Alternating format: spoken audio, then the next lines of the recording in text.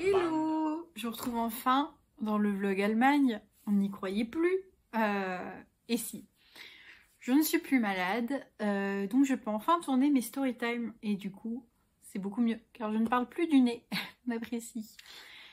Vous allez voir, les vacances, elles sont pas passées comme prévu. Bon, c'était chouette quand même, mais c'était pas prévu. Déjà, c'était des vacances, on allait dans un lieu où on n'aurait pas dû aller. En fait, avec Nico, on fêtait nos 6 ans et on s'est dit, tiens, on va réserver un petit truc, parce que nos 6 ans tombent en même temps que la Saint-Valentin, on s'est dit, allez, let's go, on tente un truc. Du coup, on réserve déjà un petit chalet, dans une espèce de camping de chalet où on avait un hot tube et un sauna que pour nous. Mais c'est vrai que ça coûtait assez cher. Et vu qu'on a quand même envie de repartir en vacances cette année, on s'est dit, vas-y, on change nos plans. Donc, on change nos plans et on se dit, on va essayer de prendre un truc pas cher, mais où du coup, on pourra louer une voiture pour les 4 jours où on part. Comme ça, voilà, on équilibre un peu mieux les budgets et il nous reste de l'argent pour profiter sur place. Je cherche. Et Nico, lui, il aime bien les endroits un peu seuls. Et c'est vrai que vu qu'on habite en ville, parfois, c'est sympa de se retrouver un petit peu dans la nature. Donc, je trouve un petit chalet. En face d'un étang, c'est marqué forêt, vue montagne et sauna. Et je me dis, oh mais attends, mais c'est top, c'est pas cher du tout pour 4 jours. En plus, tout seul dans la forêt, en vrai, sur le moment, ça me fait pas peur. Parce que je vois l'étang et il y a une ville à côté. Et je me dis, bah, c'est pas grave, genre c'est drôle, on peut se faire un feu de camp, des marshmallows. Enfin voilà, si c'est genre une nature jolie, ça fait pas peur sur le principe. Nico me dit top et du coup on change nos plans. Et là, du coup ce qu'on a fait c'est qu'on a réservé en Allemagne. Parce que on est loin de la frontière Allemagne-Pays-Bas, vu qu'on est à Amsterdam. Du coup de base on pensait partir aux Pays-Bas, mais on s'est dit bah autant voir l'Allemagne au moins une fois parce qu'on aimerait bien le faire un petit peu. Et donc YOLO, on réserve près de la ville de Xanten. On pensait être dans Xanten, mais en fait on est dans la réserve naturelle à côté. Il y a genre un moment où il faut faire 6 km de réserve naturelle en voiture pour trouver le chalet. Bref. On arrive déjà, Google Maps ne trouve pas l'endroit. C'est-à-dire que Google Maps me dit littéralement, prenez un bateau. Bah non, je vais pas y aller à la nage. Heureusement, première fois, plan d'Apple était plus fiable et nous a trouvé la route de campagne. Donc on arrive sur la pire route de terre que vous pouvez imaginer. Quand vous avez une voiture de location, là vous serrez un peu les fesses. Et on arrive devant 2 maisons, mais on voit pas la maison dans laquelle on est censé être. Et on appelle le gars, du coup j'avais réservé sur Booking, donc on appelle le gars et il nous répond en allemand, mais dans un pur allemand. On essaye de comprendre mais on comprend rien et il nous parle pas d'autres langues, donc on essaye de lui envoyer un message avec Google Traduction en allemand. Bah il répond pas et on reste 20 minutes comme ça sur un chemin de terre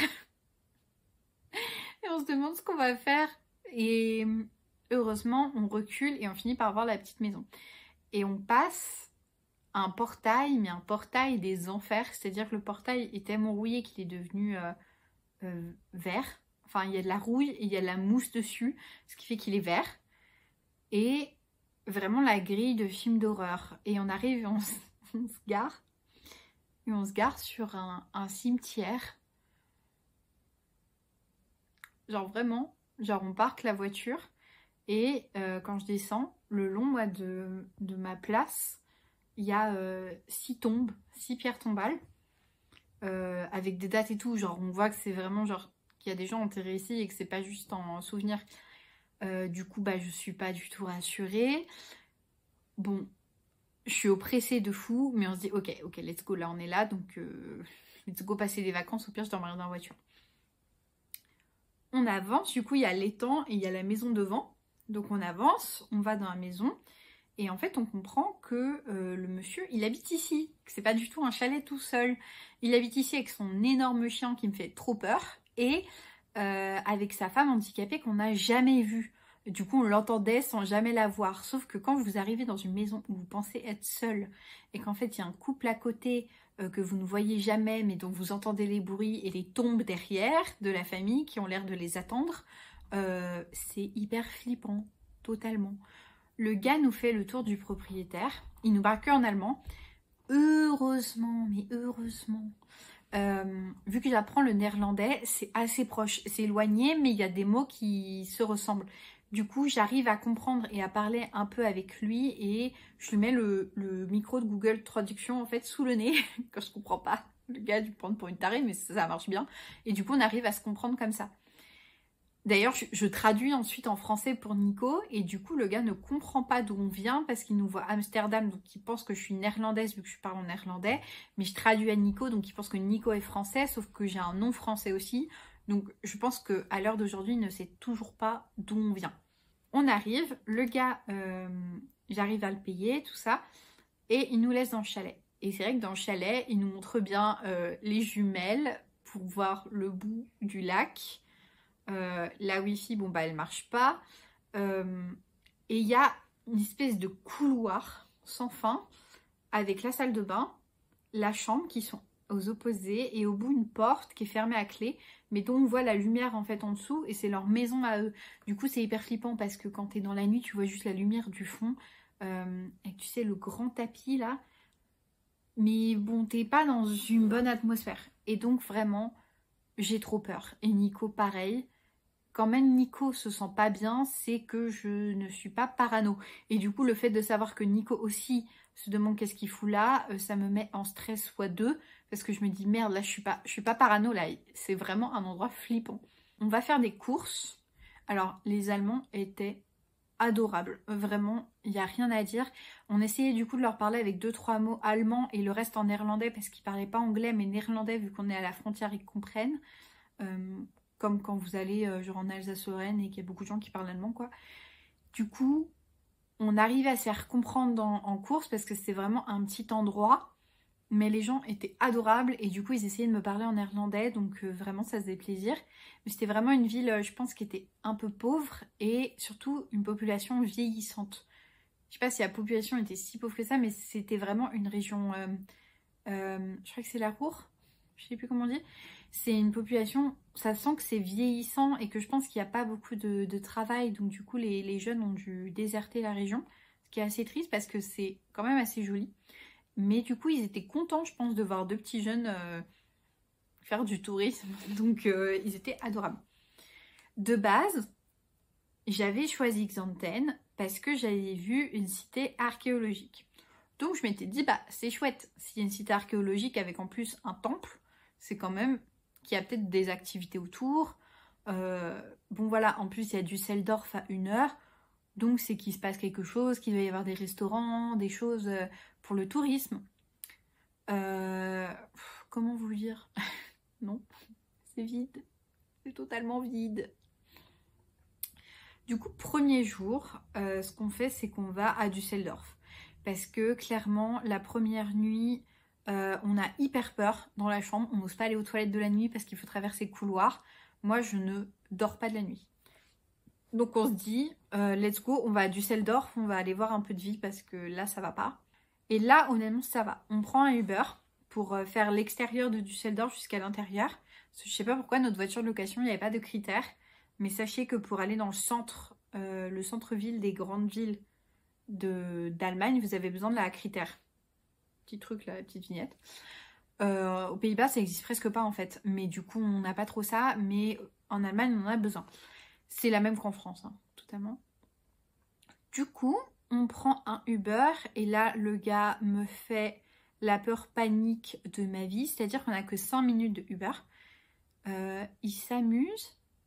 Alors, il y a un mec qui nous fait une queue de poisson et du coup, son automatisme à lui, c'est de faire une course-poursuite pour attraper le mec qui nous a fait une queue de poisson pour lui faire lui-même une queue de poisson. Donc, il fait lui-même des queues de poisson aux autres pour rattraper le mec, pour l'engueuler parce qu'il lui a fait une queue de poisson.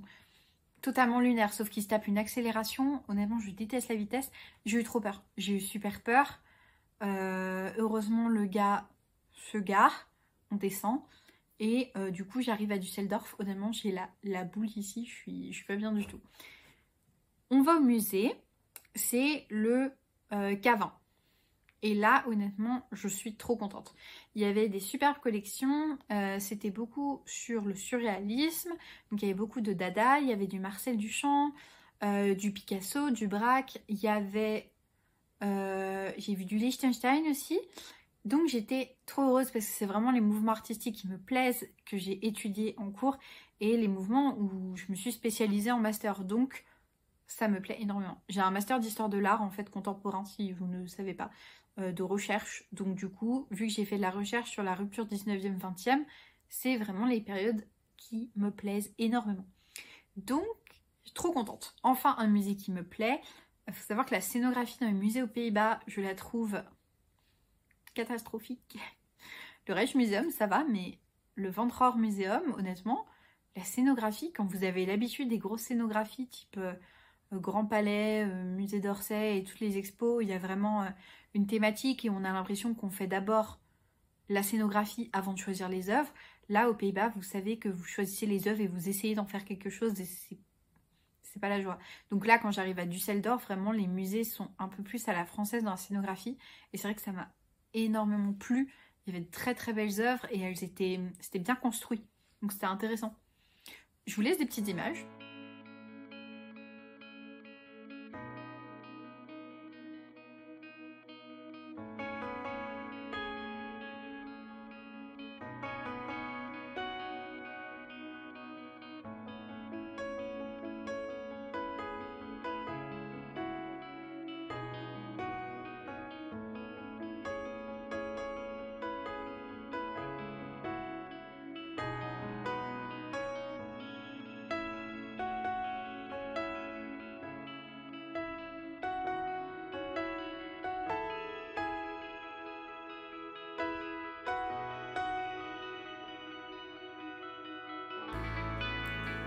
Donc là, on quitte le musée. Donc c'était vraiment chouette, je suis trop contente. On a vu nos petites œuvres. Et on se décide d'aller faire le tour un petit peu de Düsseldorf. Et honnêtement, j'ai beaucoup aimé la ville. On est allé se balader sur le port d'abord. Ça, c'était vraiment bien. Et on s'est dit qu'on allait aller manger un hot dog. Il était excellent. Les knacks. Voilà, les knacks forever quoi. Je vous aime, il n'y a pas de problème. Un peu de shopping et on a vu qu'il y avait apparemment un quartier japonais, asiatique. Donc on se dit, let's go voir ce que ça vaut. Ça ne vaut rien du tout, c'était pas ouf. Ou alors on n'est pas tombé sur les bonnes adresses, mais c'était pas génial, je m'attendais à mieux. Du coup on retourne dans le centre de Düsseldorf. On est allé beaucoup sur le quai principal. On a fait les petits monuments historiques. Il y a un phare et en fait en haut on pouvait boire un café et ça c'était vraiment sympa. Du coup vous pouvez vous poser en haut, vous avez une très belle vue sur le Rhin et voilà, ça vaut le coup. Faut payer 4 € je crois pour monter, c'était 2 € par personne peut-être, mais du coup ça vaut le coup honnêtement de boire un café en haut. Et puis voilà, on s'est baladé et après on a décidé de rentrer.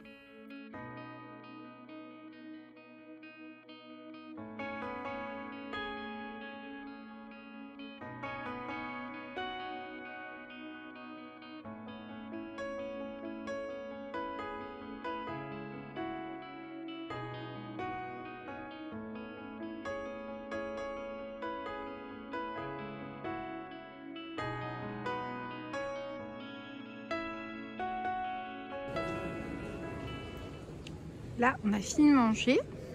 On regarde un peu les magasins, mais finalement, c'est drôle, c'est plutôt les mêmes qu'à Amsterdam. Il y a Dylan Camille, Emma aussi. Rituals, bien évidemment. Là, j'attends que Nico aille acheter de l'eau et je crois qu'on va aller au quartier japonais. Voilà. Pour l'instant, j'aime bien Düsseldorf. J'avais un peu du mal avec le restant de l'Allemagne. Enfin, la partie où on était, c'était vraiment... je pense que c'était assez pauvre et vieillissant, mais genre un peu mort, quoi. D'ailleurs, on voit mes cernes, j'ai hyper mal dormi. Mais là, j'aime bien. J'aime bien Düsseldorf. On a fait un super musée. Donc, on va voir cet après comment ça se passe. Et je pense. En tout cas, quand je te vois, je vois une reine. Donc, J'étais bête. Du coup, on rentre de Düsseldorf. On est crevé. Vu qu'on a peur des taxis, on prend la trottinette, on prend une Lime du centre jusqu'au parking. Et je vous conseille, parce qu'honnêtement, il y a beaucoup de pistes cyclables, c'est assez sécure, donc il n'y a pas trop de problème. Ça allait très vite. Ça allait beaucoup plus vite qu'en Uber. Et finalement, c'était moins dangereux que le gars qui fait une course-poursuite. Donc, trop content. Et on prend la voiture, on rentre. Donc, il y avait, je pense, une bonne heure et demie de voiture. On arrive, quand je sors de la voiture, donc toujours avec les pierres tombales à mes pieds. Déjà, on est obligé de prendre une lampe torche pour aller jusqu'à la maison parce qu'il fait nuit complet. Et le mec a installé des lumières, mais elles ne marchent pas. Donc, j'avance et je vois un énorme truc sauter par-dessus l'étang. Vraiment, loin, il y a l'étang et il y a une petite escalier. Et je vois un truc sauter par-dessus des troncs d'arbres. Et j'ai tellement, mais tellement hurlé. J'ai couru jusqu'à la maison. Voilà. D'ailleurs, j'aurais laissé Nico en fait se faire bouffer hein, parce que j'ai littéralement couru jusqu'à la maison avec Nico qui était mort de rire. Pour Nico, c'était un renard. Pour moi, ce n'était pas un renard. J'ai vu plein de renards en Picardie, il y en a plein. Pour moi, c'était pas un renard, c'était beaucoup plus gros. Je pense que c'était son chien. Mais en même temps, pourquoi il aurait sauté comme ça sans venir nous voir pour jouer? Parce qu'il avait l'air joueur quand même. Voilà, donc j'ai eu beaucoup trop peur. En plus, quand on était dans le canapé, il n'y a pas de volet. Donc, quand tu étais dans le canapé, tu vois le gars sortir la nuit avec sa lampe torche pour promener son chien. Mais du coup, tu as la lampe torche qui se braque sur toi quand tu es dans le salon parce qu'il te fait coucou. C'est le coucou le plus effrayant du monde, en fait. Monsieur, ne faites pas ça. Pourquoi vous faites ça? Ça fait très très peur. Voilà, donc ça, je n'ai pas compris. Ça, Et donc, le lendemain, on se dit... Viens, on va faire la cité archéologique de Xanten. Chouette, très chouette. On arrive, un temps de merde, mais de merde, comme on en a rarement vu. Et le truc est en extérieur. Donc au début, c'est sympa parce que il y a déjà un théâtre, un amphithéâtre, très chouette.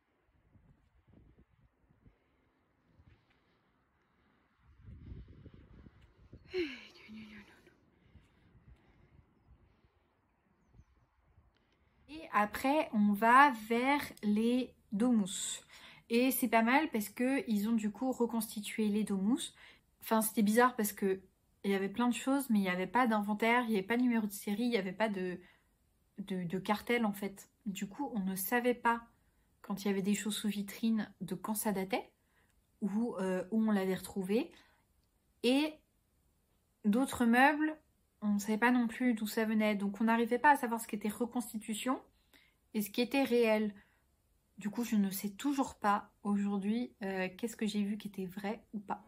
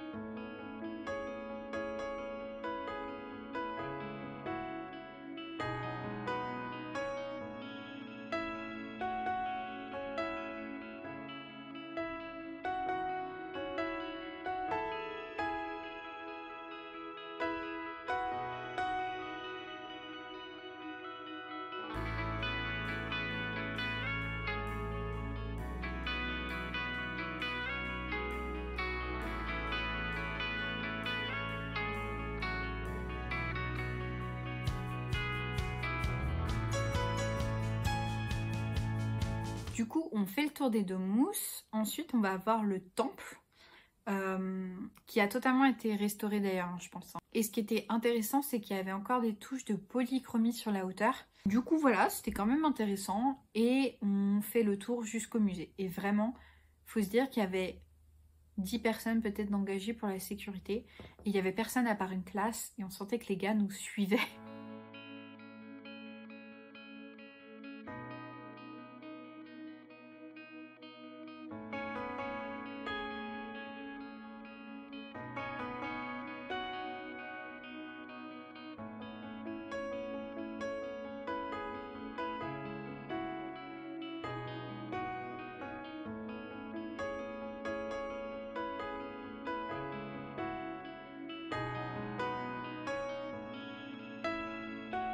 est allé au McDo après. Là, je vous ai tourné la vidéo. Et d'ailleurs, on le voit à ma tête, genre mes cheveux, ils sont catastrophiques. Genre, je suis crevée parce que j'ai pas dormi de la nuit à cause des pierres tombales qui m'ont fait trop peur. Et, et ensuite, on est allé faire un peu de shopping juste pour dire d'oublier, mais on n'a pas acheté grand-chose en vrai. Et l'objectif après a été plutôt de rentrer. On est allé se balader dans une petite ville. On s'est dit qu'on allait acheter juste de quoi faire des masques et voilà, de quoi se faire beau et se faire un sauna en fait. Et c'est ce qu'on a fait toute la soirée parce qu'on n'avait rien d'autre à faire. Et on s'est refait des knacks, littéralement. Donc c'était quand même assez chouette, mais c'est vrai que on se demandait où on avait débarqué. Bon, nous, ça nous a fait rire, mais quand vous arrivez sous la pluie, devant des pierres tombales, devant un étang avec des gens très gentils, certes, mais que c'était pas prévu, vous vous demandez les choix que vous avez fait quand même.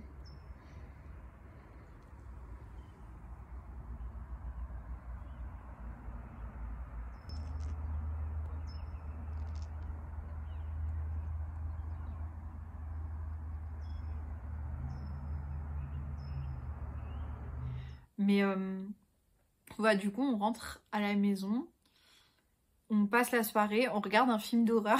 Pourquoi on a fait ça? Je ne sais pas. Il y avait un film d'horreur sur Amazon Prime qui se passe dans un Airbnb. Et je vous jure qu'en temps normal, mais jamais on n'aurait eu peur de ce film. Mais là, même Nico, je le sentais pas bien. Et on n'était pas bien tous les deux.